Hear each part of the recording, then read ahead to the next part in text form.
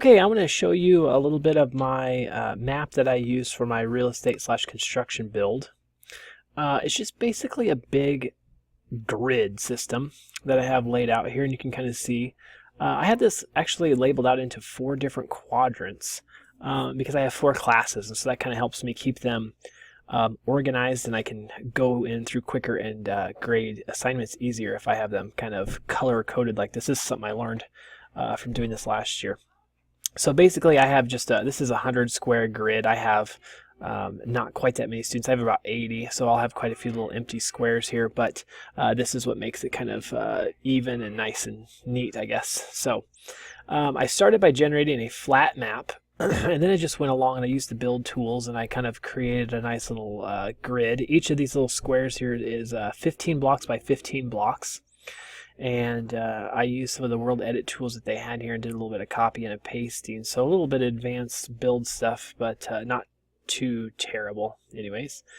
So basically this what will happen is the students will come in, and if they're a blue group or whatever they happen to be, they're going to come in here, claim a spot, and they'll do so by throwing a sign down. So they'll put a sign down in the corner.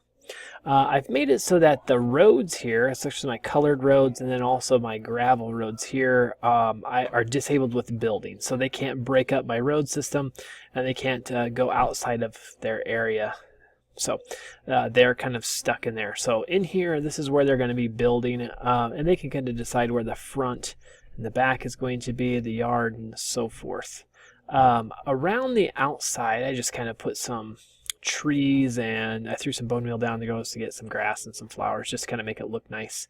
I may build like a wall system that goes around this with maybe like a big archway for where they're going to enter at.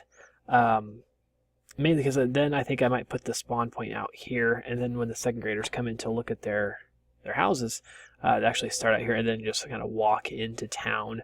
But this is the basic build area that I would use. And if you weren't, like I teach, around 80 fifth graders for this assignment. If you just had a class, I mean, obviously you'd have a square much smaller.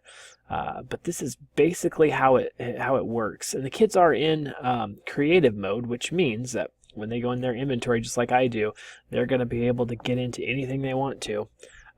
So I kind of, as a deterrent for the kids to go in here and start messing around with the potions and getting all the armor that they want, because that's not the purpose of this. The purpose is just to build. I'm obviously going around and monitoring and things, but if they're caught with items that are not pertinent to how they're going to be building, they get a little point deduction for that. And so that usually deters most everybody. They might still have 1 or 2 that always try, but for the most part that kind of takes care of it.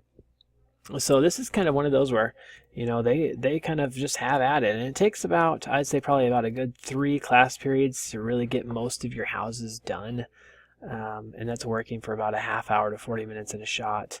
But working in creative definitely does speed that process up, and it lets them just kind of go.